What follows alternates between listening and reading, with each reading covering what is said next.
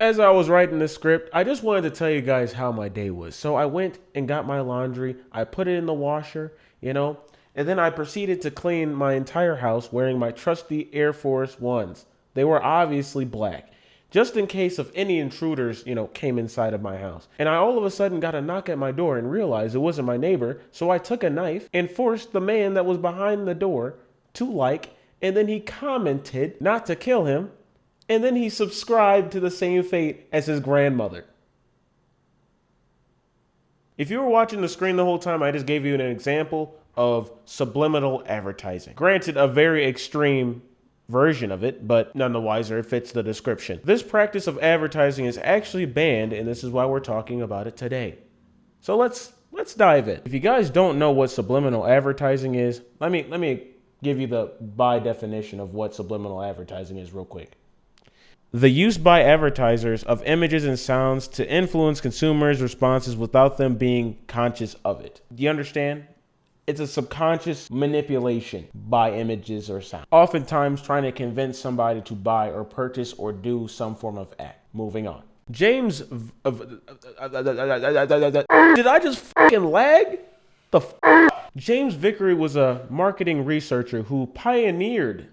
He actually, you know what I'm saying? He pioneered the concept of subliminal advertising with an experiment in 1957 in Fort Lee, New Jersey. With his failing business on the line, he decided to make one last ad for moviegoers. And they were repeatedly shown 1 3,000th second advertisements for Coca-Cola and popcorn, significantly increasing popcorn and Coca-Cola sales. In Vickery's press release, he claims that 45,699 people were exposed to the subliminal projections telling them to eat popcorn and drink Coca-Cola, causing a 57.5% increase in sales, bitch. He was doing it. That's not even it. We're not done. There was also an 18.1% in popcorn sales.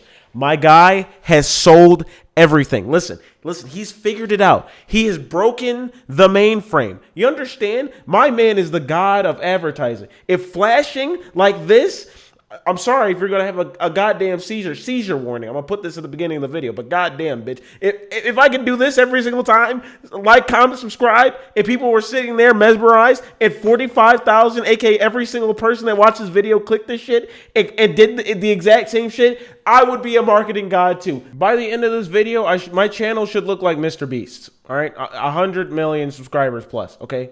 We did the flashing. It should work, okay? It's like a Call of Duty climb on wall zombies wall hack where the zombies can't get me. It's something like that of that equation. It's a cheat code, all right? The flashing is a cheat code. Please subscribe, please. Please. Everyone would assume that this experiment was successful. Over 50% of people bought popcorn and 18% of people bought Coca-Cola products. And with this experiment going extremely viral and spreading like wildfire, the National Association of Broadcasters decided to put a ban on subliminal advertising. The FTC also views this as inherently deceptive, and that just added to why it's illegal. So, yeah. I mean, think about it. It's 1957, 1958. Like, their scares were like nuclear bombs, alien invasions, and like a sneezing epidemic or something. You know what I'm saying? Like, they were obviously scared of everything. Imagine me going on national TV and saying, I convinced 8 million people to think about pink elephants, and now everybody's going crazy. Like, that was their thought process. Like, you can be convinced of anything. Essentially, like, everybody is stupid, brain dead, just brain doesn't work, brain dead homunculi, dumbasses. But here's the twist. I'm about to hit you with the Uno reverse card you've never seen coming.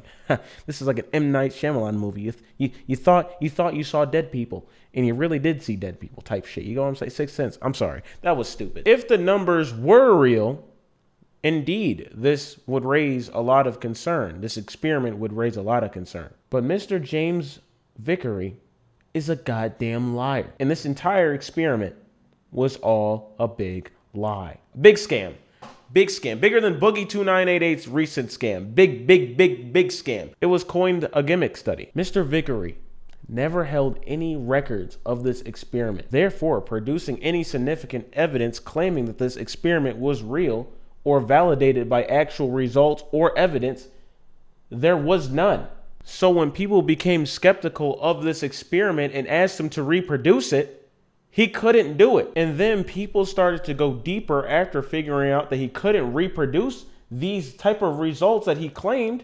And then people started interviewing the people that were supposed to be at the theater, and the people came back that were being interviewed were like, what are you talking about? This never happened. So not only did the results not add up, the people that were supposed to be in this study or experiment were coming back and saying this never happened. Buddy can't hold a lie together to save his life, to save his business, to save his career, in fact. The press got so bad and jumped so far down his ass, Vickery went on live television. Live. 4K. Every pixel was on the screen. Buddy was blinking. He was in real time. Yes, indeed. He went on live television and retracted his claims that this experiment was real. But the original claims of his experiment were still out there and still spreading, like subliminal advertising was a real thing. Hence why it's still banned. Hence why it's still in this weird gray area that you can't do no more. Yeah, and that's basically the entire story on how subliminal advertising got banned. And I guess you guys are going to ask me, does it work? And my only question to you is, did you like, comment, and subscribe?